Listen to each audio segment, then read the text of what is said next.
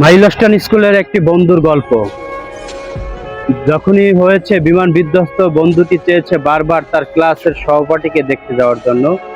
তার একটি বন্ধু আছে তাকে দেখার জন্য। প্রশাসনের একজন লোক তাকে বাধা দিয়েছে যে তাকে দেখতে যে লাভ নাই, সে ওখানে বেঁচে নাই, সে হয়তো মরে গেছে। তাকে কোনোভাবেই বাধা দিয়ে ফিরানো যায় নাই। তারপরে সে বাধা উপেক্ষা করে ক্লাসে গিয়েছে। যাই দেখে তার বন্ধু শুয়ে আছে রক্তাক্ত দেহে, সারা শরীর পুড়ে আছে। বন্ধু অতক্ষণ তার অপেক্ষায় ছিল। তার বন্ধু যাওয়ার সাথে সাথে বলল, বন্ধু আমি জানতাম তুই আসবি। তারপরেই সেই বন্ধু মারা গিয়েছে। তারপরে সে ব্যথা বেদনার চোখে ফিরে এসেছে। প্রশাসনের লোকের সাথে সেই যে মানা করেছিল, নিষেধ করেছিল, তার সাথে দেখা হয়েছে। সে বলল, আমি বলেছিলাম না বন্ধুর সাথে দেখা হবে না, ওখানে কেউ নাই, সবাই মারা গিয়েছে।